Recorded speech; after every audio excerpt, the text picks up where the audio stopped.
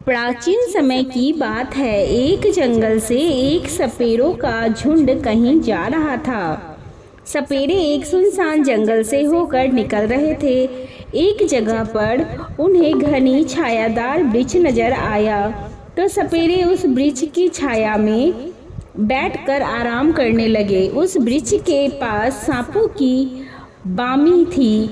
एक सपेरे ने जान लिया कि हमें कोई सर्प मिल सकता है। सपेरा तो काम ही होता है सांपों को पकड़ना। उसने अपने साथियों से कहा, हमें यह बिल खोद कर देखना चाहिए। सपेरों ने आसपास देखकर आपस में विचार किया और उस सांप के बिल को खोदना शुरू कर दिया। उस बिल से एक बहुत ही भयंकर काला नाग निकला। सपेरों ने उस नाग को पकड़ लिया और पकड़कर अपने पिटारे में बंद कर लिया। सभी सपेरे उस सर्प को पिटारे में रखकर वहां से चलने लगे। चलते चलते उन सपेरों ने विचार किया कि हम इस नाग का जहर निकाल लेते हैं। कुछ देर आगे चलने पर उन्होंने उस पिटारे को खोल लिया। उसमें से वह नाग बंद था। सपेरा ने जब पिटारे को खोलकर देखा तो सभी सपेरे उस पिटारे को देखकर हैरान रह गए, क्योंकि उस पिटारे के अंदर से नाग गायब हो चुका था और उस जहरीले नाग की जगह उस पिटारे में एक बहुत ही सुंदर और कीमती 9 लखा हार रखा हुआ था। उस हार को देखकर सपेरे बहुत प्रसन्न हुए। सभी सपेरे इस बात को सोचकर हैरान थे कि हमने तो एक सर्प पकड़ा था, पर यह हार कहाँ से आ गया। लेकिन चलो, अच्छा है कि यह हार तो और भी ज़्यादा कीमती है। चलो हम इसे लेकर राजा के पास चलते हैं। राजा इस हार के बदले में हमें मुंह मांगा धन दे देगा। यही सोचकर सभी सपेरे राजा चित्रसेन के शहर को चल दिए। सपेरे राजा के महल में पहुंचते हैं। इधर राजा का दरबार लगा हुआ था। दरबार में राजा के सभी मंत्री बैठे हुए थे। अचानक से दरबार में सपेरों का एक झुंड प्रवेश करता है। सभी सपेरों ने राजा को प्रणाम किया। राजा ने जब सपेरों को दरबार में देखा तो उन्हें बैठने के लिए कहा और उनसे आने का कारण पूछा। सपेरे कहने लगे, महाराज, हम तो ठाड़े सपेरे, भला हमारा आपके पास आने का क्या कारण हो सकता है, परंतु हमारे पास एक बड़ा ही कीमती हार है जो आपकी महारानी की गले में शोभा बढ़ा सकता है। सपेरों ने कहा, महाराज, ऐसा हार आपने पहले कहीं नहीं देखा होगा। राजा चित्रसेन बोले, दिखाओ कैसा हार है। सपेरों ने उस पिटारे को खोलकर दिखाया जिसमें वह हार रखा हुआ था। अब तो उस विचित्र हार को देखकर राजा सहित राजा का पूरा दरबार आश्चर्यचकित रह गया। वास्तव में उन्होंने ऐसा हार पहले कहीं नहीं देखा था। हार को देखकर राजा सपेरों से कहने लगे, तुम यह विचित्र हार कहाँ से लाए हो। सपेरे कहने लगे, महाराज, हमें यह मार्ग में मिला था। हमने सोचा कि क्यों न इस हार को राजा को भेंट कर दिया जाए। राजा ने कहा, ठीक है, हम तुम्हारी यह भेंट स्वीकार करते हैं। यह हार देखकर हमारी रानी बहुत खुश हो जाएगी। इधर राजा ने अपने मंत्री को आदेश दिया, सपेरों को उचित इनाम देकर सम्मान पूर्वक दरबार से विदा किया जाए। सपेरे खूब सारा धन लेकर दरबार से विदा हुए। राजा ने वो हार टोकरी सहित अपने पास रख लिया। पूरे दिन राजा अपने राज दरबार में बैठे रहे और अपना राजकाज करते रहे। धीरे धीरे जब शाम हुई तो दरबार को समाप्त करके राजा वह हार वाली टोकरी अपने साथ लेकर महल को जाते हैं। राजा अपने महल में पहुंचकर महारानी से कहते हैं, देखो, आज तो मैं तुम्हारे लिए बहुत ही सुंदर उपहार लेकर आया हूँ, जिसे तुम देखोगी तो बहुत खुश हो जाओगी। रानी कहने लगी, महाराज, आप मेरे लिए ऐसा क्या लाए हो। राजा ने वह टोकरी रानी की ओर खिसकाकर और कहा, स्वयं देख लो। रानी ने जैसे ही उस पिटारे को खोला देखा तो उसमें एक बहुत सुंदर तेजस्वी छोटा सा बालक लेटा हुआ था। उस बालक के चेहरे पर एक दिव्य तेज था। बालक इतना सुंदर था कि रानी उस बालक को देखती ही रह गई और कहने लगी, महाराज, इसमें तो बड़ा ही सुंदर बालक लेटा हुआ है। रानी ने जब यह कहा कि बालक लेटा हुआ है तो राजा कहने लगे, नहीं, इसमें बालक नहीं, इसमें तो 9 लखा हार था। यह बालक कैसे बन गया? राजा को जब रानी की बात पर भरोसा नहीं हुआ तो राजा ने वह टोकरी स्वयं देखी। वास्तव में राजा के आश्चर्य का ठिकाना नहीं रहा। बालक तो देखकर राजा और भी ज्यादा प्रसन्न हो गए, क्योंकि राजा को पहले से कोई संतान नहीं थी। राजा और रानी हर समय संतान के बारे में सोचकर दुखी रहते थे। अब तो राजा और रानी दोनों ने विचार किया कि यह पुत्र हमें भगवान ने प्रदान किया है और आज से हम दोनों इसे अपना पुत्र मानकर ही इसका लालन पालन करेंगे। यह बात किसी को पता भी नहीं थी कि राजा ने जो हार खरीदा है वह बालक बन गया है। लेकिन राजा की कुछ दासियां वहां उनका वार्तालाप सुन रही थी। रानी ने राजा से पूछा, महाराज, यह बालक आपको किसने दिया है? तो राजा ने बताया कि राज दरबार में सपेरों का एक झुंड आया था। उन्होंने हमें एक पिटारे में रखा एक 9 लखा हार भेंट किया था, परंतु ईश्वर की कृपा से दरबार से महल तक आते आते यह हार से सुंदर बालक बन गया। अब आज से यह बालक हमारा पुत्र है और आगे चलकर यही हमारी राजगद्दी का अधिकारी होगा। उसी दिन से राजा और रानी उस बालक को अपने पुत्र की तरह पालने लगते हैं। एक दिन राजा ने अपने दरबार में यह घोषणा कर दी कि हमारी रानी के गर्भ से एक सुंदर पुत्र ने जन्म लिया है। यह सब सुनकर राजा की प्रजा ने बहुत खुशी मनाई। संपूर्ण नगर में उत्सव मनाया गया। राजा और रानी बड़े प्रसन्न थे और बड़ी ही प्रसन्नता के साथ उस बालक का लालन पालन हो रहा था। धीरे धीरे वह बालक बड़ा हो रहा था और जैसे जैसे समय गुजरता गया वह लड़का जवान होता चला गया। अब समय आया जब वह लड़का शादी के योग्य हुआ। महाराज के मन में विचार आया कि अब मेरे पुत्र का विवाह कर दिया जाए। एक दिन राजा ने अपनी महारानी से कहा कि अब हमारा पुत्र विवाह के योग्य हो गया है और अब इसका विवाह किसी सुंदर कन्या से कर देना चाहिए। राजा का यह प्रस्ताव रानी को बहुत पसंद आया। रानी बोली, महाराज, शुभ काम में देरी कैसी? जितनी जल्दी हो सके आप मेरे पुत्र का विवाह कर दीजिए। राजा चित्रसेन के राज्य से लगा हुआ एक दूसरा राज्य था। उस राज्य के राजा का नाम था जयंत। उस राजा की एक बड़ी सुंदर कन्या थी, उसका नाम था वैजंती। वैजंती को राजा ने अपने आचार्य से समस्त विद्याओं का ज्ञान प्राप्त करवाया था, इसीलिए वह कन्या 16 विद्याओं में निपुण थी। राजा भी विचार करने लगे कि अब मुझे अपनी पुत्री का विवाह कर देना चाहिए। राजा ने दरबार में पुरोहितों को बुलवाया और अपनी पुत्री वैजंती के लिए योग्य वर ढूंढने के लिए भेज दिया। राजा ने पुरोहित से कहा, जाओ और हमारी पुत्री के योग्य किसी राजकुमार को खोज कर लाओ। पुरोहित सुयोग्य वर की तलाश में दूसरे राज्यों के लिए निकल पड़े, लेकिन कई राज्यों में घूमने के बाद भी उन्हें उस पुत्री के समान तेजस्वी और सुंदर राजकुमार नहीं मिला। वह घूमते घूमते परेशान हो गए। अंत में चलते चलते वह राजा चित्रसेन की नगरी में पहुंच जाते हैं।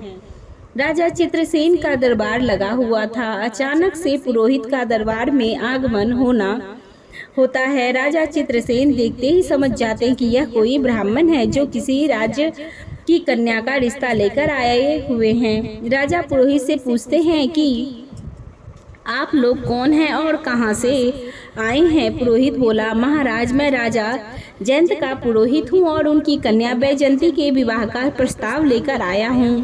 हमारे राजा की कन्या राजकुमारी वैजंती बड़ी ही रूपवान और 16 विद्याओं में पारंगत हैं।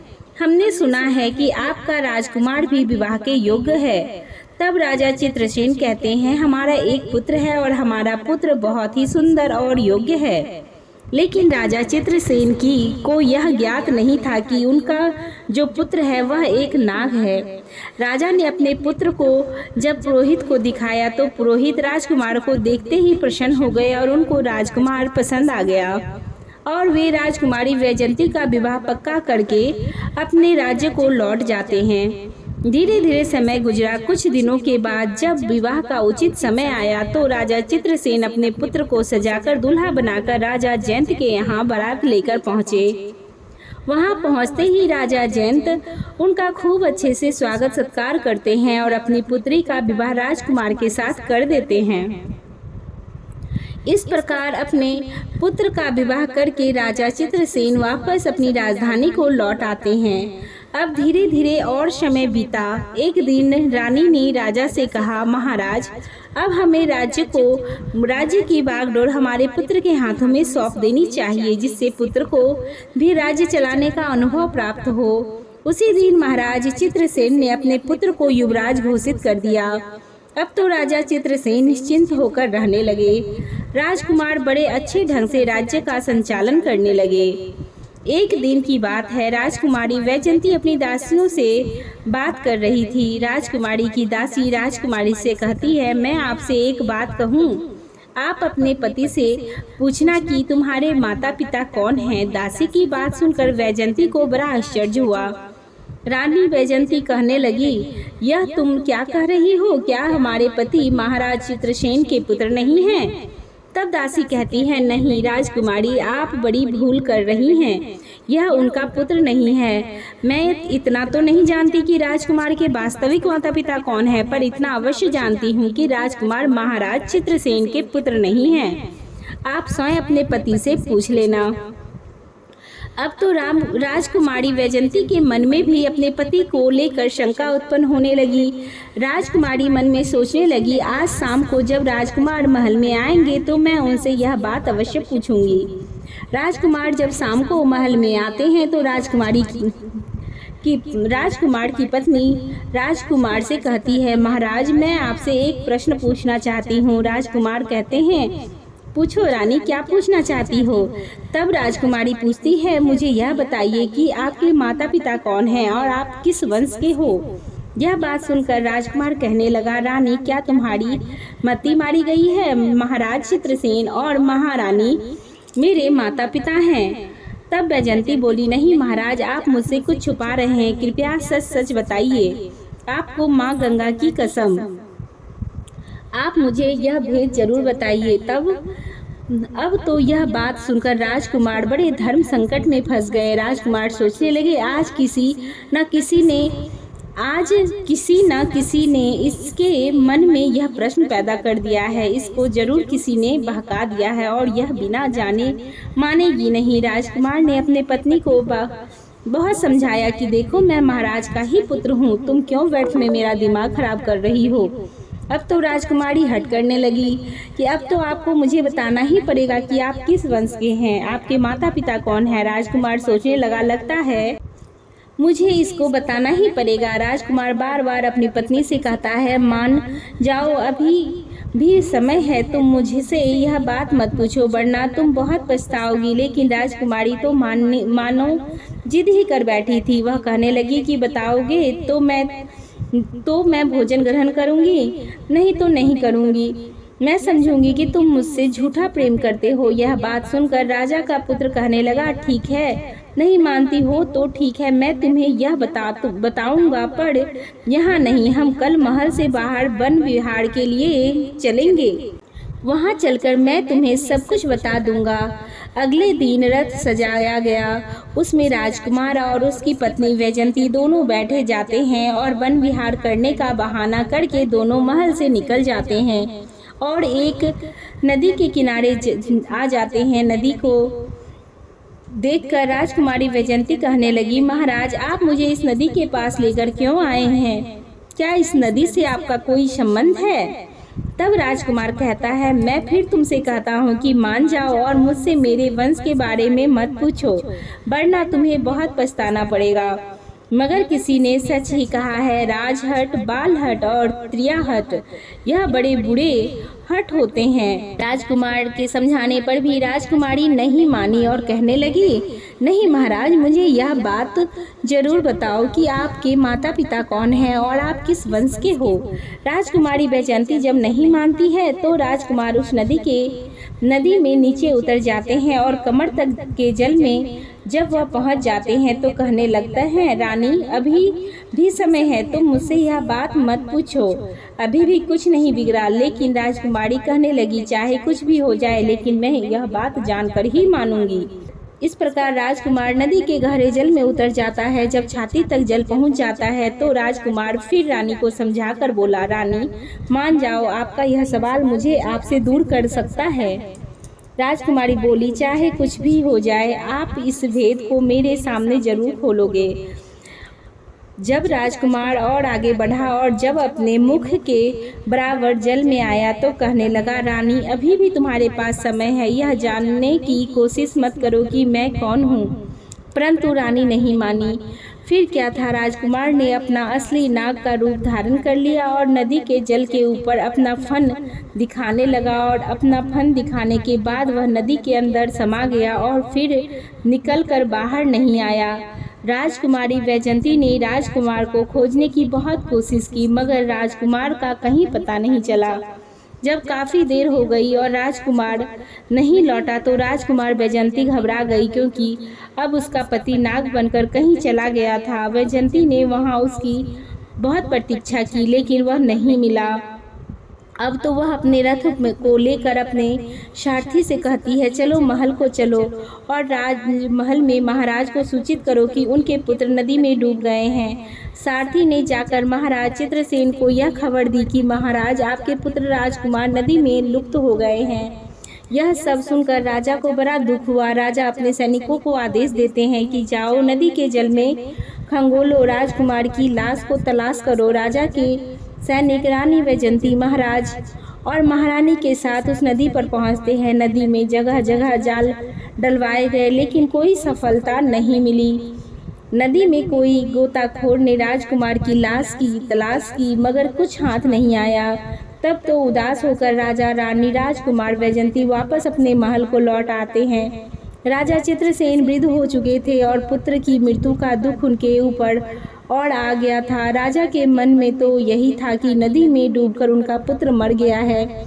महारानी वैजंती भी बड़ी दुखी रहने लगी और मन में अपने आप को कोसने लगी कि मैंने बहुत बुरा किया। मेरे ही कर्मों के कारण आज मेरा पति मुझसे दूर चला गया। यदि मैं उनसे उनके वंश के बारे में पूछने की जिद नहीं ना करती तो शायद मेरे पति मुझसे दूर नहीं होते। लेकिन राजकुमारी वैजंती बड़ी विद्वान थी, वह 16 विद्याओं में निपुण थी। काफ़ी सोच विचार के बाद उसे एक तरकीब सूझती है। राजकुमारी ने अपने संपूर्ण नगर में यह घोषणा करवा दी कि कोई भी व्यक्ति उसे कोई नई बात सुनाएगा तो उसके बदले में उनको उचित इनाम दिया जाएगा, चाहे कोई आप बीती हो या फिर प्राचीन घटना से संबंधित हो, कोई भी कहानी हो या कथा हो, जो कुछ भी कोई सुनाएगा उसको उचित इनाम दिया जाएगा।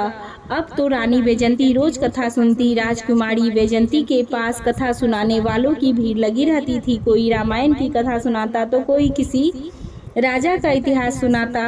अब तो राजकुमारी वैजंती का यही काम था। वह सुबह से लेकर शाम तक नई नई कहानियों को सुनती रहती थी। इस प्रकार कुछ समय निकला। एक दिन उसकी राज्य का एक बूढ़ा आदमी पास के ही एक जंगल से गुजर रहा था। उस बूढ़े आदमी को जंगल को पार करते करते जंगल में ही रात हो गई। जब रात्रि में हो गई तो वह मन में सोचने लगा कि अब रात में आगे चलना ठीक नहीं है क्योंकि जंगल में आगे हिंसक पशु भी मिल सकते हैं। यही सोचकर बूढ़ा आदमी जंगल में एक पीपल के पेड़ के ऊपर चढ़कर बैठ जाता है। रात्रि का समय था। वृद्ध व्यक्ति को डर के मारे नींद नहीं आ रही थी। इधर जब रात के 12 बजे का समय होता है तो उसने देखा कि बाहर एक झाड़ू लगाने वाला आया और पूरे जंगल में उसने झाड़ू लगा दी। फिर उसने देखा कि पानी का छिड़काव करने वाला आया, उसने भी हर जगह पानी का छिड़काव कर दिया। इसके बाद वहां पर कुर्सियां लगनी शुरू हो गई। फिर एक सिंहासन आता है। बूढ़ा आदमी पीपल के पेड़ पर बैठा बैठा यह सब देख रहा था। उसने देखा कि वहां पर सभा होने लगी। वह बूढ़ा व्यक्ति बहुत घबरा रहा था और मन में विचार कर रहा था कि यह सब क्या हो रहा है और यह लोग कौन हैं और आज क्या यह मुझे जिंदा छोड़ेंगे या नहीं। वहाँ एक से बढ़कर एक विचित्र अतिथि आने शुरू हो गए। विचित्र इसलिए क्योंकि उनका आधा शरीर सर्प का था और आधा शरीर मनुष्य का था। दिव्य शरीर वाले नाग देखने में बड़े भयंकर लग रहे थे। वहाँ उनका दरबार सज रहा था। जब सभी लोग वहां आ गए तो वहां 2 सिंहासन और भी थे और उन दोनों सिंहासन पर कुछ देर बाद नागों के राजा और उनके पुत्र युवराज आकर बैठ जाते हैं। संपूर्ण दरबार ने उनका बड़ा स्वागत किया। उनके बीच चर्चाएं हो रही थी और उस नागराज का पुत्र चुपचाप नीचे गर्दन किए हुए बैठा था।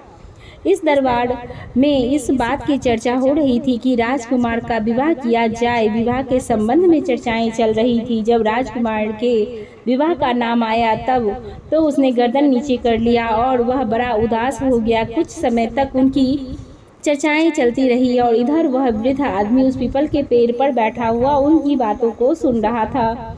वह मन ही मन सोचने लगा कि यहाँ किस बात की चर्चा हो रही है और यह कौन लोग हैं। लगता है आज मैं इनसे जीवित नहीं बच पाऊंगा। डर के कारण वह उस वृक्ष की एक डाली पर चिपका हुआ लेटा था। इधर 3-4 घंटे के बाद दरबार वहां से भंग होती है। सभी अतिथि वहां से चले जा चुके थे, परंतु नागराज का पुत्र वहां से चलकर उस पीपल के वृक्ष की तरफ आता है। पीपल के पेड़ पर बैठा हुआ वह बूढ़ा आदमी सोचने लगा कि यह मेरी तरफ ही आ रहा है और लगता है अभी यह मुझे जिंदा नहीं छोड़ेगा, क्योंकि शायद इन्हें पता चल गया है कि मैं इस वृक्ष पर बैठा हूँ। यह सोचकर वह बूढ़ा व्यक्ति घबरा जाता है, परंतु वह नाग उस पीपल की जड़ के पास बैठकर कुछ देर रोया और अपनी रानी वैजयंती को याद किया। यह सभी बातें वह बूढ़ा आदमी सुन रहा था कि यह तो बड़ा ही चमत्कार है, यह मैं क्या देख रहा हूँ। और कुछ देर रोने के बाद हाय वैजयंती ऐसा कहने के बाद वह नाग भी वहाँ से चला जाता है। धीरे धीरे सवेरा होने लगता है। जब सुबह हुई तो वह बूढ़ा आदमी उस वृक्ष के से नीचे उतरता है और नीचे उतरने के बाद वापस अपने नगर को लौट आता है और मन में सोचता है कि वैसे भी मैं बहुत गरीब आदमी हूँ और रानी वैजयंती भी नई नई कहानियाँ सुनती रहती हैं, तो क्यों ना आज चल के इस बात को महारानी वैजयंती को सुनाया जाए। इसके बदले में महारानी मुझे बहुत सारा धन देगी और मैं पैसे वाला हो जाऊंगा। ऐसा विचार करके वह बूढ़ा आदमी उसी जगह आ जाता है जहाँ रानी वैजयंती का मंडप लगा हुआ था। जहाँ रानी वैजयंती रोज कथाएं सुना करती थी, वहाँ एक से बढ़कर एक बड़े बड़े विद्वान रानी को कहानी सुना रहे थे। कुछ घंटे इंतजार करने के बाद उस बूढ़े आदमी का कहानी सुनाने का नंबर आता है। वह महारानी वैजयंती से कहने लगा, महारानी आज मैंने बड़ा विचित्र दृश्य देखा है। आज मैं आपको एक आंखों देखी घटना सुनाना चाहता हूँ। आज रात जब मैं जंगल से गुजर रहा था तो रात होने की वजह से मैं उस जंगल में फंस गया। रात होने की वजह से मैंने वहीं रुकना उचित समझा और मैं उसी जगह एक पेड़ पर चढ़कर बैठ गया था। मैं सुबह होने का इंतजार करने लगा। मैंने वहां देखा कि वहां एक नागराज का दरबार लगा। उन सब का आधा शरीर मनुष्य का था और आधा शरीर नाग का था।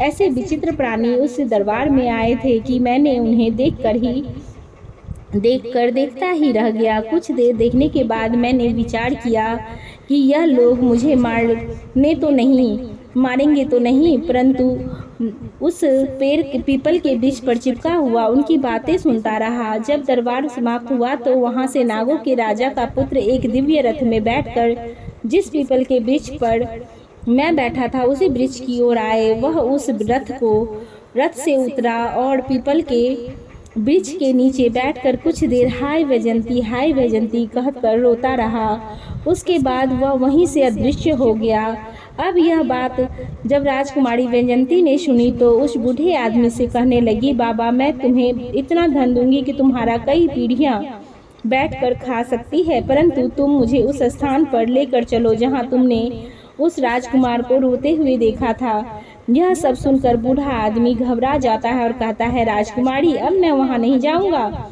वहां जाने से मुझे बहुत डर लगता है। तब राजकुमारी कहती है, नहीं बाबा तुम चिंता मत करो, तुम्हें मेरे साथ वहां चलना ही पड़ेगा।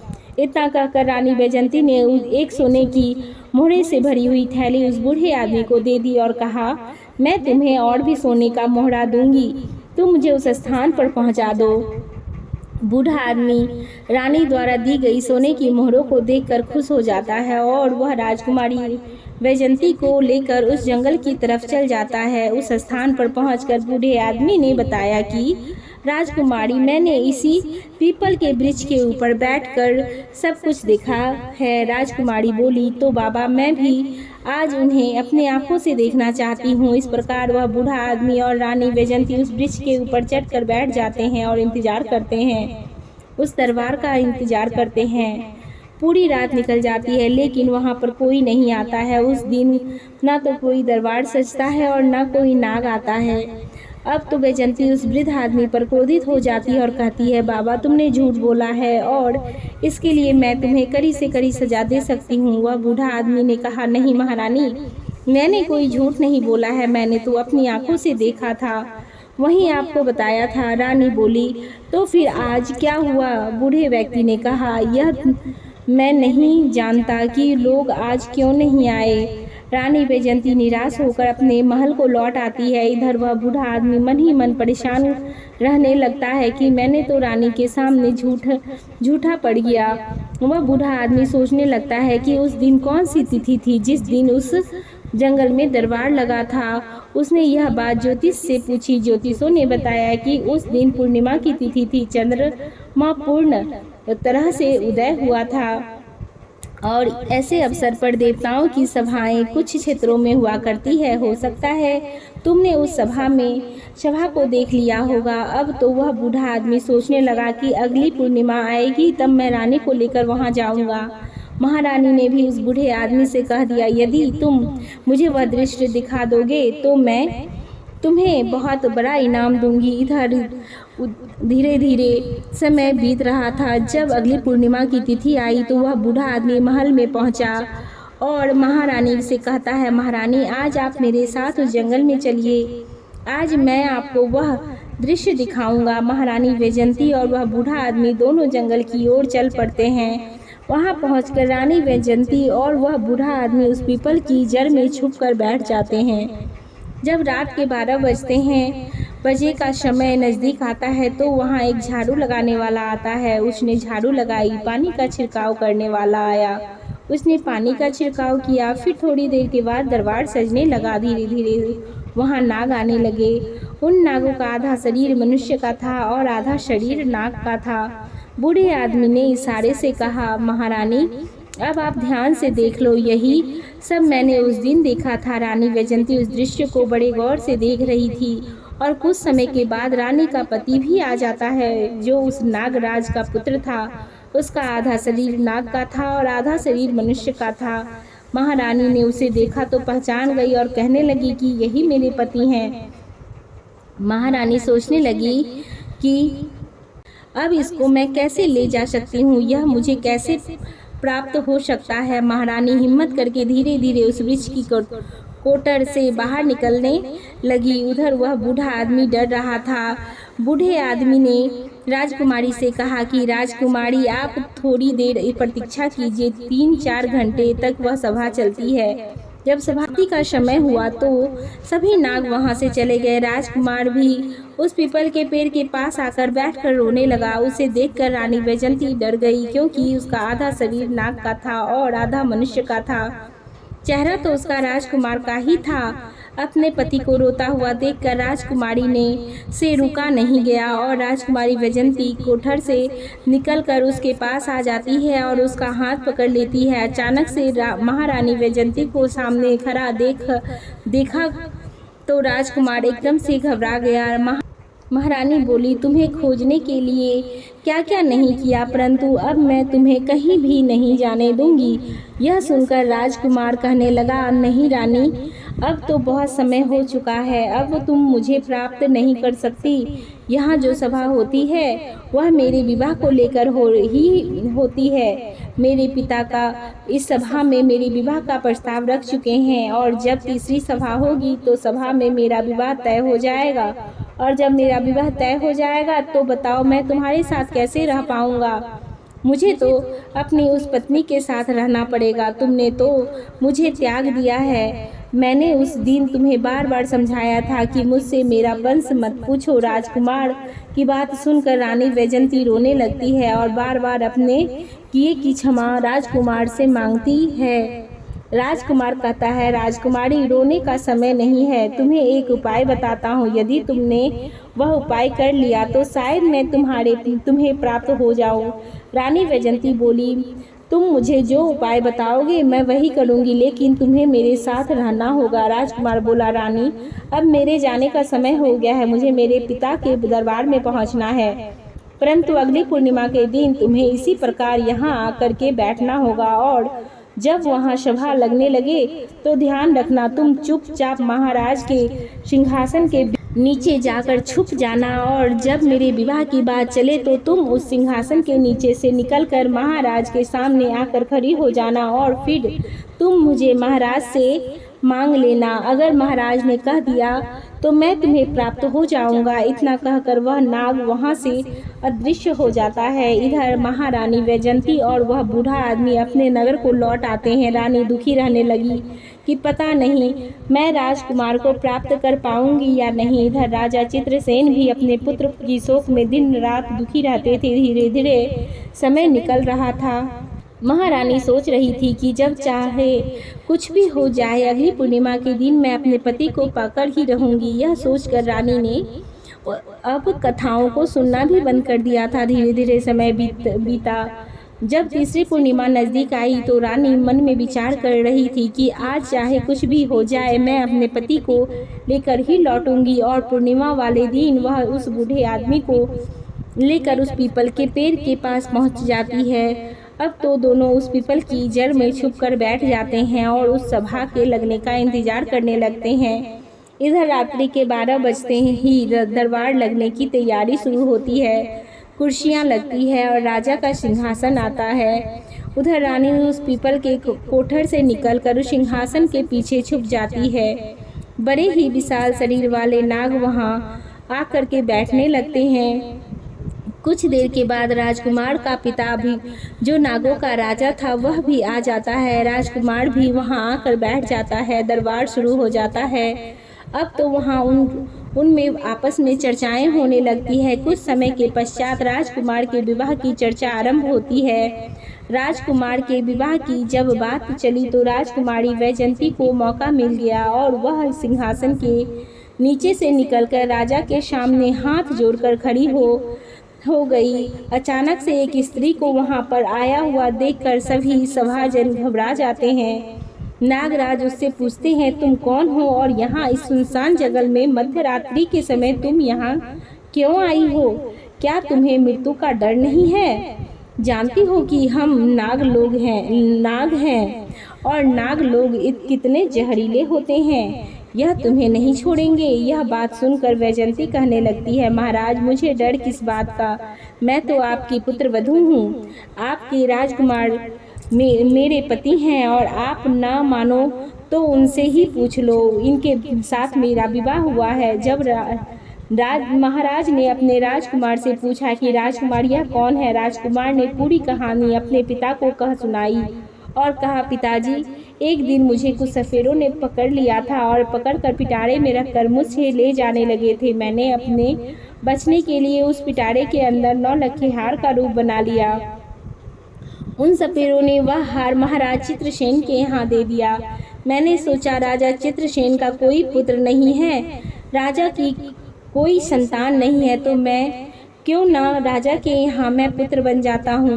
मैं मेरी इस माया से उनका पुत्र बन गया और कई साल महाराज के यहाँ रहता रहा और राजमहलों का सुख भोगता रहा। महाराज ने अपने पुत्र की तरह मेरा पालन किया और इसी सुंदरी के साथ मेरा विवाह संपन्न करा दिया। परंतु एक दिन जिद करके सुंदरी ने मुझसे मेरे वंश के बारे में पूछा कि तुम किस वंश के हो। मैंने इसे बहुत समझाया परंतु यह नहीं मानी और जब नहीं मानी तो मैं जहाँ मेरा स्थान था वहाँ इन्हें लेकर गया और वहाँ पहुँचकर मैं अपने वास्तविक स्वरूप में आ गया और मैं अपने परिवार के पास चला आया।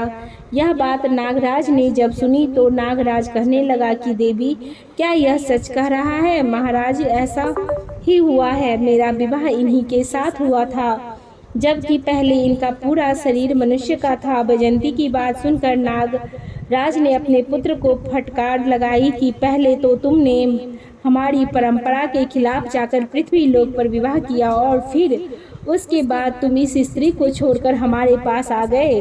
तुमने यह अपराध किया है। अब मैं तुम्हें श्राप देता हूँ कि जब तक यह स्त्री जीवित रहेगी तब तक तुम पृथ्वी लोक पर रहकर इसका साथ दोगे और इसे छोड़ नहीं सकते। इसे अपने पत्नी के रूप में रखना होगा और जिस राजा के तुम पुत्र बने थे उस राजा का राज्य तुम्हें ही संचालित करना होगा। उस राजा की सेवा करनी होगी जब तक वहाँ का कार्यकाल समाप्त नहीं हो जाता। तब तक तुम हमारे साथ हमारे पास नागलोक में नहीं लौट पाओगे। अब तुम्हारा विवाह नहीं होगा। नागराज ने वैजयंती को उसका पति प्रदान कर दिया। राजकुमार अब अपने पहले वाले स्वरूप में आ गया। उसके बाद रानी वैजयंती और राजकुमार ने अपने पिता नागराज से सर झुकाकर आशीर्वाद लिया और अपनी पत्नी के साथ विदा लेकर वहां से चला आया। राजकुमार अपनी नगरी में आए तो वहां पहुंचकर उन्होंने देखा कि पुत्र शोक में व्याकुल होकर महाराज की स्थिति बहुत ही ज़्यादा खराब थी। महाराज के पास जब उसका पुत्र पहुंचा तो वह बड़े प्रसन्न हुए। उन्हें ऐसा लगा जैसे समस्त बीमारियों से अभी अभी छूटे हों। पूरे महल में खुशियां मनाई गई। राजा शभाम ने पूरे नगर में यह खबर भिजवा दी कि हमारा राजकुमार वापस लौट आया है। यह सुनकर संपूर्ण नगर में प्रसन्नता से उत्सव मनाया गया और राजा चित्रसेन और उनकी महारानी अपने पुत्र को पाकर बहुत खुश हुए। इस प्रकार से रानी वैजयंती ने अपने खोए हुए पति को पा लिया और बड़े प्रेम के साथ अपने पति के साथ रहती थी। इस कहानी से यही निष्कर्ष निकलता है कि चाहे कितनी भी पतिव्रता स्त्री हो, मगर उसके किसी हट से आपको प्राण जाते हैं, वह हट उसका कभी पूरा नहीं करना चाहिए। जिस बात को बताने से स्वयं पर या परिवार के स्वजनों पर संकट आता है तो वह बात उसे नहीं बतानी चाहिए। जिस बात को कहने से स्त्री का पिता का और माता का अपमान होता है या फिर अपनी मान प्रतिष्ठा धूमिल होती है, उस बात को कभी ना कहें। दोस्तों, आशा करते हैं यह कहानी आपको ज़रूर पसंद आई होगी। कहानी आपको पसंद आई हो तो हमारे वीडियो को लाइक और चैनल को सब्सक्राइब जरूर कर लें और वीडियो को शेयर भी जरूर करें। हमारे साथ अभी तक बने रहने के लिए आपका धन्यवाद।